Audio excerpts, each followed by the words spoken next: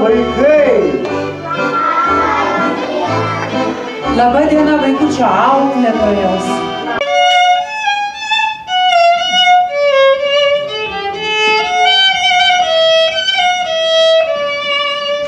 Aš prabudau ir kad pašauksiu, vaje galvoju, miegu savo pusnį, o vaikai tai turbūt manęs laukia. Ir tada aš bridau per sniegynus, kopiau per ledynus, kol labai pavargau. Na, o labai pavargęs šas į pusnį ir prisėdau pailsėti. O prisėdęs pailsėti, užsnūdau. Ir kad jūs, vaikai, žinotumėt, kas tada atsitiko. Vaje. Užgrojo tavo smuikas. Taip, užgrojo.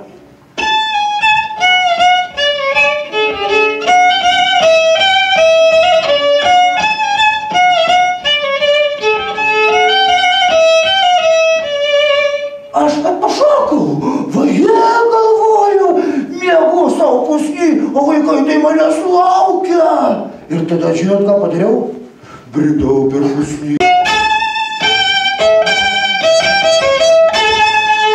O ar žinot, kodėl mano smuikelis staiga taip linksmai užgrojo?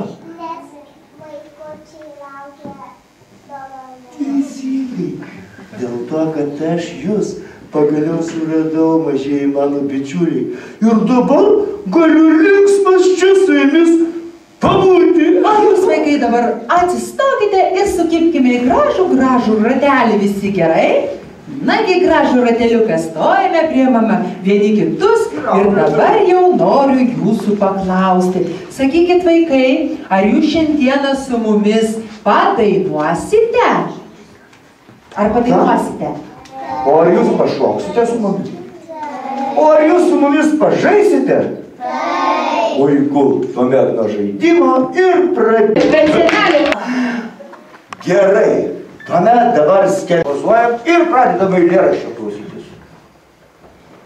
Kas čia dedas, aidi miškas, žėri ledas, vėjas stebi, vėjas ūžia, išskaičiuoja su pačiūžia, eglės snaigėm užsikloja, šakomis kartučių kloja, kresas ir liukas užsivyks, iškiūs pagavo kiškis, eglės šnara padarys, kad čiuožykla uždarys, vilkis puolė, striukis krista ir išgaudys vienas kitą.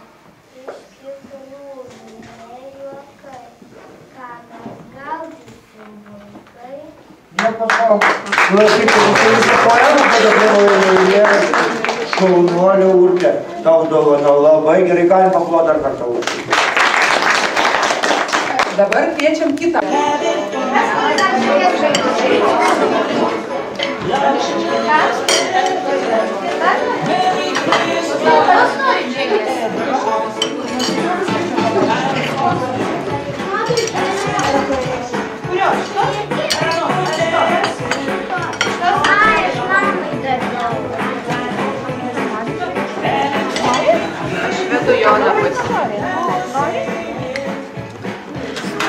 Taip pasakyk, ką norėčiau.